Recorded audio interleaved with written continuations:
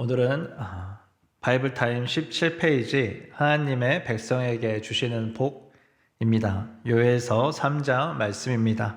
본문 요약을 함께 읽으시겠습니다. 요엘 3장은 최후 심판의 때 하나님께서 이스라엘을 둘러싸고 있는 열방들을 여호사밧 골짜기에 모신 후 심판하실 것에 관한 내용이다.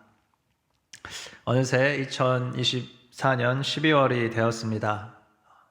요엘서 1장부터 3장까지 구성된 짧은 성경입니다. 그래서 요엘서는 오늘 한 번에 1장에서부터 3장까지 살펴보고자 합니다. 요엘은 여호와는 하나님이시다라는 이름의 뜻을 가지고 있습니다. 하나님의 절대 주권을 강조하는 이름을 가지고 있고, 이 요엘의 선지자가 활동했던 그 시기가 정확하게 어떤 시기였다라는 것은 밝혀지지 않았지만, 많은 선지자들의 말을 이제 인용하였던 것을 보았을 때 대충 어느 정도 시기였을지 짐작해 볼 수 있습니다. 요엘은 메뚜기 재앙과 큰 가뭄으로 인해서 고통받는 이스라엘 백성들에게 재앙의 원인이 그들의 죄악임을 지적하고 회개하고 하나님께 돌아와야 된다, 선민에게 따르는 책임과 그 심판의 책임에 대해서 강조하기 위해 본서를 저술하였습니다. 그래서 당시 이스라엘 백성, 요엘이 말씀을 전했던 그 당시에 이스라엘 백성들뿐만 아니라 그 이후에 이스라엘 백성뿐만 아닌 믿음의 형제 자매들에게, 믿음의 후손들에게 주고 싶은 그 메시지가 요엘서의 주제이기도 합니다. 그래서 1장 3절과 4절 말씀을 살펴보면 요엘서 내용이 여러 세대에 걸쳐서 전달되어야 될 내용이며 암담한 현실을 알려주지만, 그 전체적인 구조 안에서 여호와의 날과 하나님의 구원이라는 주제가 결국 우리에게 전달되어야 되는 메시지임을 알려주고 있습니다. 1장 앞부분을 살펴보면 이제 메뚜기 떼로 인한 큰 재앙이 보입니다. 이 재앙이 어떻습니까? 큰 메뚜기 떼가 지나가면 아무것도 남지 않습니다. 그런데 풀무치, 메뚜기, 누리, 황충 4번에 걸쳐서 각각 다른 종류의 메뚜기 떼가 온 밭을 다 휩쓸고 지나가 버립니다. 먹고 남은 것이 하나도 없을 만큼, 다른 것을 남겼으면 또 다른 종류의 메뚜기가 먹어버렸겠죠. 이렇게 다 완전히 나무들도 농작물도 다 먹어버려서 땅을 공격해버렸다라고 이렇게 표현되어 있습니다. 완전히 황폐해진 이 땅은 심지어 극심한 가뭄으로 인해서 이제 소망이 없는, 살 수 없는 땅입니다. 지금처럼 근처에 가서 무엇인가 돈을 주고 사올 수 있는 그런 상경이 발달한 시대가 아니었기 때문에 당시에 그 땅을 메뚜기 떼가 공격했다라는 것, 이것은 그들의 생존을 위협하는 굉장히 심각한 문제였습니다. 요엘은 지금 이 재앙이 바로 장차 다가올 하나님의 심판을 보여주는 예시다라고 말하면서 거룩한 날 금식을 선포하고 같이 회개해야 된다라고 말합니다. 그리고 자신도 그 회개에 참여합니다.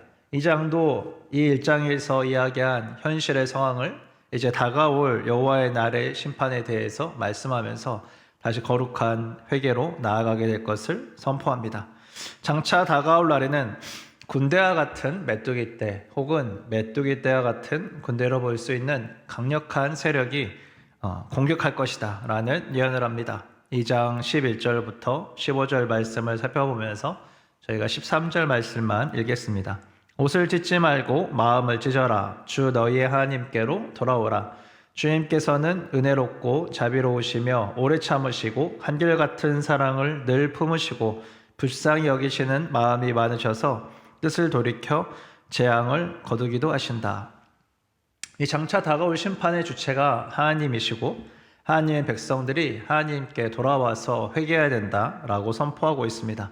그런데 중요한 것은 그들이 겉으로 보여주는 그런 회개를 하는 것을 하나님께서 기뻐하지 않는다는 것입니다. 다른 사람들이 회개 기도를 할 때 군중 사이에서 끼어서 그렇게 회개 기도를 하거나, 아니면 내가 잠깐 회개하면 어떤 일이 어떻게 되겠지라고 기대하는 마음으로 잠깐 나의 삶을 바꿔보려고 하는 그러한 노력들이라든지, 아니면 하나님께 대해서 실망한 마음으로 다른 우상들을 바라보며 세상을 향해 나아갔던, 세상의 여러 우상들을 섬겼던 그 마음 가운데 내가 과연 회개하고 기도하는 게 의미가 있겠는가라고 생각하는 그 마음속 깊은 곳에 염려와 죄악까지도 다 하나님 앞에 가지고 나아가야 된다라고 말씀하고 있습니다.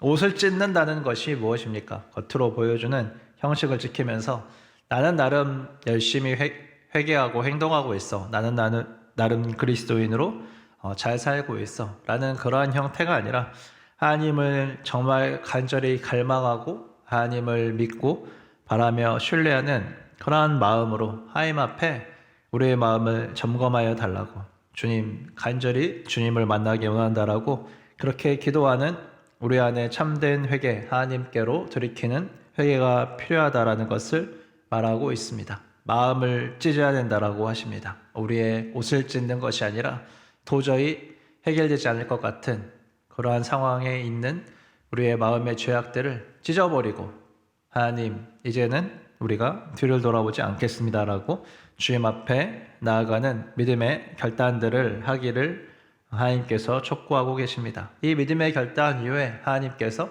회복시켜 주실 것이다 라는 주님의 회복의 메시지가 이어집니다. 이 메시지는 요엘서 2장 18절부터 계속되어지는데, 회복의 메시지가 선포되면서 21절에서는 두려워하지 말고 주님께서 행하신 일을 기뻐하고 즐거워하라 라고 그렇게 말씀하십니다.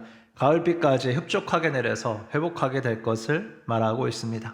심지어 제사를 드릴 수조차 없는 그런 모든 상황에서 제사를 드릴 수 있는 그런 재물들도 주님께서 주실 것이라는 그런 회복의 메시지, 이스라엘 백성으로서의 온전한 회복의 메시지가 그 안에 담겨 있는 것입니다. 유명한 구절입니다. 2장 27절부터 29절 말씀을 함께 보면, 이스라엘아, 이제 너희는 알게 될 것이다. 내가 너희 가운데 있다는 것과 내가 주 너희의 하나님이라는 것과 나 말고 다른 신이 없다는 것을 깨닫게 될 것이다. 나의 백성이 다시는 수치를 당하지 않을 것이다. 그런 다음에 내가 모든 사람에게 나의 영을 부어주겠다. 너희 아들, 딸은 예언을 하고 노인들은 꿈을 꾸고 젊은이들은 환상을 볼 것이다. 그때가 되면 종들에게까지도 남녀를 가리지 않고 나의 영을 부어주겠다. 심판과 회복을 통해서 이제 이스라엘 백성들이 하나님께서 이스라엘 백성들의 주 하나님을 알게 될 것입니다. 그리고 오순절 성령이 임했을 때 베드로가 선포하였던 그 메시지에 포함된 내용이 바로 이 구절입니다.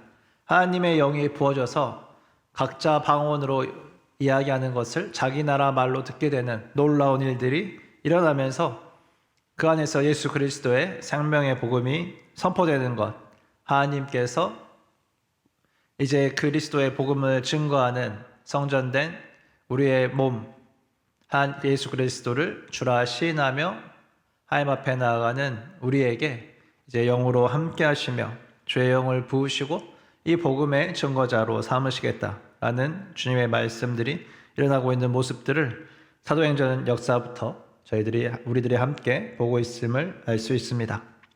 그리고 이때 많은 사람들이 회개하고 하나님을 믿는 역사가 일어납니다. 요엘서의 말씀처럼 주의 영이 부어질 때 하나님이 참 하나님이시구나 라는 것을 알게 되는 믿음의 역사들이 일어나게 됩니다. 하나님은 어떤 하나님이신가?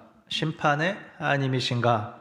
자비와 은혜와 사랑의 풍성한 하나님이시며 우리에게 구원 주시기를 원하신다라는 것을 깊이 묵상하면서 이어지는 말씀을 함께 살펴보면 좋겠습니다. 그러나 주님의 이름을 불러 구원을 호소하는 사람들은 다 구원을 받을 것이다. 우리에게 익숙한 개역 개정본에서는 누구든지 여호와의 이름을 부르는 자는 구원을 얻으리라 라고 말씀하고 있습니다. 이 말씀은 나중에 후에 사도 바울이 누구든지 주를 믿는 자, 주의 이름을 부르는 자들은 구원을 얻을 것이다 라고 선포하면서 구원의 주권이 하나님께 있음을 또 선포했던 그 말씀입니다. 이처럼 요엘서는 심판에 대한 메시지가 종말론적인 여호와의 날에 대한 이미지와 함께 주어지지만 하나님께서 원하시는 것은 내가 너희들의 하나님이다 라는 것을 말씀하기 원하시고, 그렇기 때문에 회개하고 우리가 돌아와서 하나님 앞에 바로 서고 하나님께서 회복시키시는 회복을 맛보아하는 것, 주님의 영이 부어져 복음의 증거자들로 우리들이 세워지는 것, 다시 오시는 예수 그리스도의 그 나라를 향해 함께 나아가는 것, 바로 이것이 이 안에 담겨있는 핵심의 메시지입니다. 3장에서는 2장에 이어서 계속해서 회복된 이스라엘과 이스라엘을 핍박하던 나라들에 대한 심판의 메시지가 이어집니다. 이스라엘을 공격하고 노예로 삼았던 나라들에게 하나님께서 이 원수를 보복해 줄 것이다 라는 메시지를 말씀하시면서 보습을 쳐서 칼을 만들고 낫을 쳐서 창을 만들어 병사를 모으라는 이 군대 소집의 명령을 하십니다. 이것은 우리의 일상으로 먹을 것을 위해 일하는 그 모든 것들을 통해서 무기로 바꾸어서 전쟁에 전념해야 되는 그러한 큰 전쟁의 때, 원수를 갚는 복수의 때, 하나님의 회복이 있는 은혜의 때가 있음을 말씀해 주고 있습니다. 하나님께서는 이 원수를 다 갚아주시면서 또 3장 17절로 말씀하십니다. 바로 하나님께서 이스라엘의 주 하나님이 되신다는 것입니다. 오늘 말씀은 우리에게 우리의 주 되신 하나님께서 원하시는 것이 마음을 찢는 회개이며 오래 참으시고 긍휼이 풍성하시고 사랑이 많으신 하나님께서 우리를 회복시키시고 우리의 대적들에게 원수를 갚아주신다는 것을 알려줍니다. 우리의 소망은 어디에 있습니까? 바로 우리의 주 되신 하나님께 있습니다. 우리의 죄를 친히 담당하시고 십자가에 달려 죽으시고 부활하시며 값없이 이를 믿는 자들에게 구원의 은혜를 선물해 주시는 예수 그리스도께 우리의 소망이 있습니다. 이 예수님께서 우리의 주 하나님이시며 이 예수 그리스도를 믿는 우리에게 구원이 임할 것입니다. 오늘 하루도 하나님 앞에 겸손히 나아가서 우리의 마음을 점검하며 하나님, 우리가 알지 못하는 죄악들도 주님 깨닫고 회개하게 도와주시고 우리가 즐기던 죄악들, 우리가 도저히 이것은 놓지 못해요라고 붙잡았던 주님 그 죄악들까지 하나님 앞에 온전히 마음을 찢고 나아갈 수 있게 도와주시옵소서. 그렇게 기도하면 좋겠습니다. 그리고 이 회개의 자리에서 하나님을 깊이 만나며 구원의 하나님께 감사하며 영광 돌려드리는 이 복음의 증거자로서의 오늘 하루의 삶을 살 수 있기를 기도합니다. 함께 기도하시겠습니다.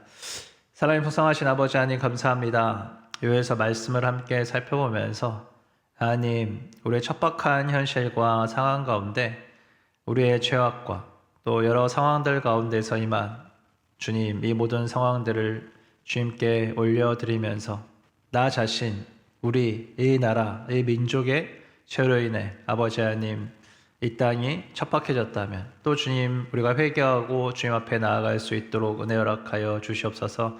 우리의 마음을 찢고 하나님 앞에 바로 사는 자들 될 수 있도록 도와주시고 하나님께서 우리의 하나님이시다, 주님께서 구원을 베푸신다 선포하는 우리들 될 수 있도록 주님 은혜 허락하여 주시기를 간절히 기도합니다. 오늘도 주님의 구원의 은혜에 감사하며 하나님의 회복을 다시 오실 주님의 나라를 바라보며 살아가는 우리들 될 수 있도록 기름 부어주시고 함께하여 주시옵소서. 감사드리며 예수 그리스도의 이름으로 기도하였습니다. 아멘.